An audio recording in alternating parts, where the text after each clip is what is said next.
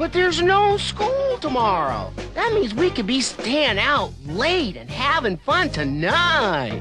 You never have to worry about school the next day. Huh? You always got no class. You know, I grew up on Fat Albert. I used to love that Fat Albert. And believe it or not, the character is modeled after your brother Russell. Was that an educational show? Would you call that an educational show, Bill Cosby? That's what my doctoral thesis was based on, yes. Your thesis was about Sesame Street and the fact that you could use television to aid teaching. We get a lot of heat being in television. People always expect us to be very educational and very informative. Do you find, but you take the position you should be. Well, sure you ought to be. I mean, you ought to also respect your audience. Mm-hmm. And many people project their own level onto the audience. If they're lazy, mm-hmm. then they figure, well, I don't have to know that or say that or do that properly because they won't know the difference, you know, and it's not fair. Yeah, the audience is very savvy, very smart. As you see, we are spending this hour with Bill Cosby, who is I just really appreciate the things that we're learning about you beyond the you know, on the TV screen and all that big career. We're learning about you, the man. And it was really fascinating for us to learn that you have a doctorate in education, but even more fascinating, did you guys know that Bill Cosby had dropped out of high school? Is that like Bill Cosby? No. I went to school with all these people. They all know, right? Why did you drop out of high school? It's a long story. It has to do with being born first. First of all, this is all my interpretation. Right. My mother and father, I don't blame my mother and father for a single thing. I'm talking about where I was living, what I was doing, and how I figured this is what I ought to do. Firstborn, my mother and father taught me to read, to write, to count change, so that I could be a kind of servant for them. In other words, what did they do? Well, they go to the store. Well, they were people who would work. They were workers. Right. And they were poor. Right. I didn't understand poor.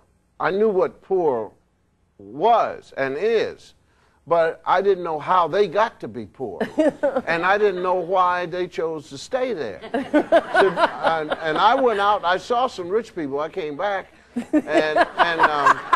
I want to be one of them. No, I told them, I said, listen, let's go. I know where the rich people are. You know.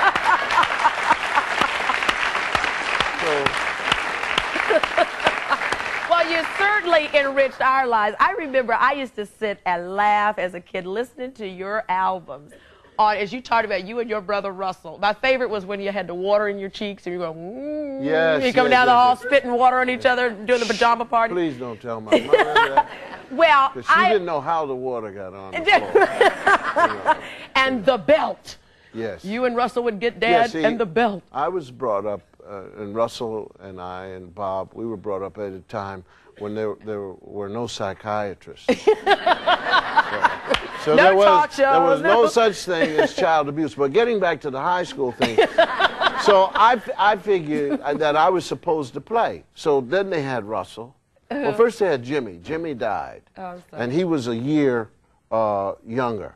So Jimmy died, then came Russell, then came Bob. But those of you who were born first understand that your parents teach you, and then the next thing you know, you're in charge of these people. So they, I'm the firstborn. Yeah, and you have to look after them, and they're going off, and you keep saying, but this is not my child. You know, I want to play, and they don't treat the second and third born like they treated the first. I could wander off anywhere. All I had to know was my name. I remember, the one thing I remembered was slice it thin. That's all I remember. Because we'll go to the store, anything my mother wanted, slice it thin. So I want a quarter-pound bologna. Let's get your brother out here. Russell, please come join us. This is Bill Cosby's brother, everybody. Russell. And I'm going to sing a song for you. Hello. So nice to have you.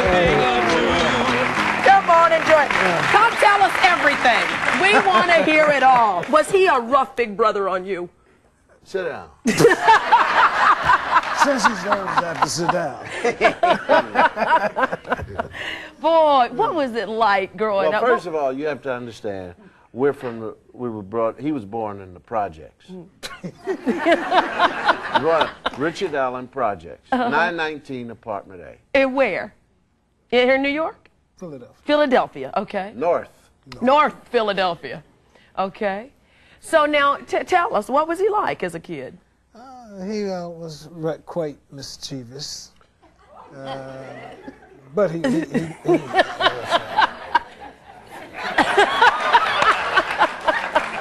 There are all these people out there.